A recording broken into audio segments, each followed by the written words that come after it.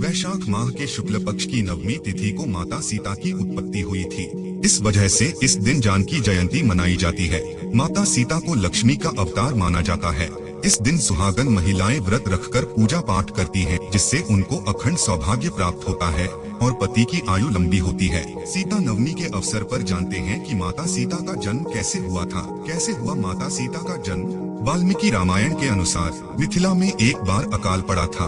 तब राजा जनक को सलाह दिया गया कि वे वैदिक अनुष्ठान करके खेतों में स्वयं हल चलाएंगे तो वर्षा होगी और अकाल खत्म हो जाएगा। वैशाख माह के शुक्ल पक्ष की नवमी तिथि को राजा जनक खेत में हल चला रहे थे। उसी दौरान एक बक्से या कलश से उनका हल टकराया। उन्होंने उसे धरती से निकाला और खोला।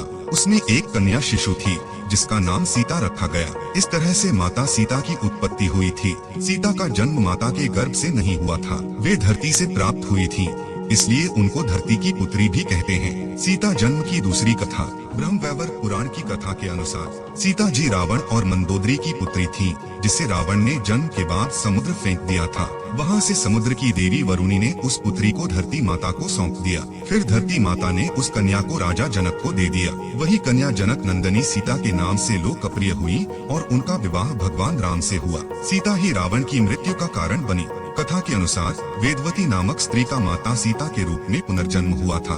वेदवती विष्णु भक्त थीं और वे प्रभु हरि को पति स्वरूप में पाना चाहती थीं। इसके लिए कठोर तप किया। उसी दौरान रावण वहां से जा रहा था। उसने वेदवती को देखा और मोहित हो गया। रावण वेदवती को अपने साथ ले जाना चाहता था, लेकिन वेदवती ने आत्मदाह कर लिया। उन्होंने रावण को श्राप दिया कि वे उसकी पुत्री के रूप में जन्म लेंगी और उसके सर्वनाश का कारण होंगी। सीता जन्म की तीसरी कथा। वाल्मीकि रामायण और ब्रह्मवैवर्त पुराण में सीता जन्म की कथा अलग अलग है। अद्भुत रामायण में सीता जन्म की तीसरी कथा है, जिसके अनुसार गृत्समद ऋषि देवी लक्ष्मी को पुत्री रूप में पाना चाहते थे। वे इसके लिए तप कर रहे थे। एक दिन वे आश्रम में नहीं थे तो रावण पहुंचा और वहां मौजूद सभी ऋषियों को मारकर उनके खून को कलश भर लिया। उसे लंका में लाकर अपने महल में छिपा दिया। एक दिन मंदोदरी उस कलश को खोली और उसमें जमा खून को पी गई। इस कारण वह गर्भवती हो गई। बाद में उसने जन्मी बच्ची को कलश में ही रखकर मिथिला राज्य की भूमि में छिपा आई। वही बच्ची सीता के रूप में राजा जनक को प्राप्त हुई।